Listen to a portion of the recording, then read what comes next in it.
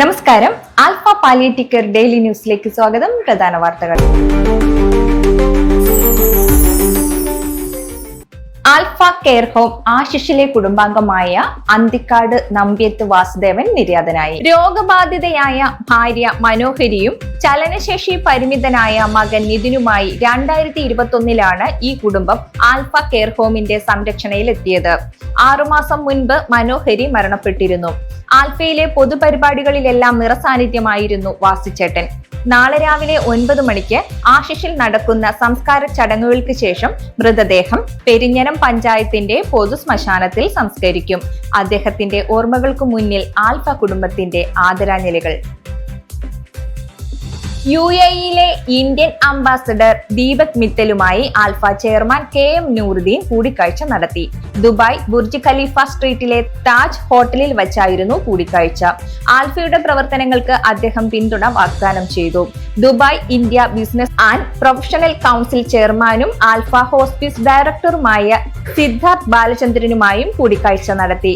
ഒക്ടോബറിൽ നടക്കുന്ന alpha international കോൺഫറൻസിന്റെ ആദ്യ ദിനത്തിൽ കോർപ്പറേറ്റ് റെസ്പോൺസിബിലിറ്റി സെഷനിൽ സംസാരിക്കാനുള്ള അഭ്യർത്ഥന അദ്ദേഹം സ്വീകരിച്ചു. IBPC ദുബായ് സെക്രട്ടറി സാഹിത്യ ചതുർവേദിയും അഭ്യർത്ഥന സ്വീകരിച്ചു. കൊല്ലം കൊട്ടാരക്കര സെന്റ് ജോർജ് സ്കൂളിൽ ആരുഷ് ക്ലബിന്റെ ഉദ്ഘാടനം പ്രിൻസിപ്പൽ ബിന്ദു ബോബൻ നിർവഹിച്ചു. Community welfare district coordinator Akshay Babu, community welfare ഓഫീസർമാരായ അമൽ ഗീവർഗീസ്, ഗൗരി സ്വപ്ന എന്നിവർ ക്ലാസ് നയിച്ചു. അധ്യാപിക എലിസബത്ത് ലൂക്കോസ് സ്വാഗതം പറഞ്ഞു.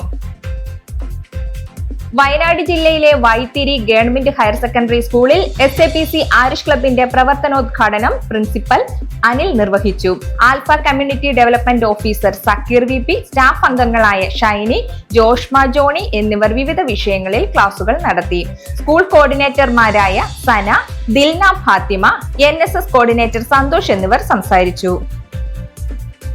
Irinjalakuda government model boys vocational higher secondary സ്കൂളിൽ പാലിയേറ്റീവ് കെയർ ബോധവൽക്കരണ ക്ലാസും ആരുഷ് ക്ലബ് ഉദ്ഘാടനവും നടത്തി. 50 വിദ്യാർത്ഥികൾ പങ്കെടുത്തു.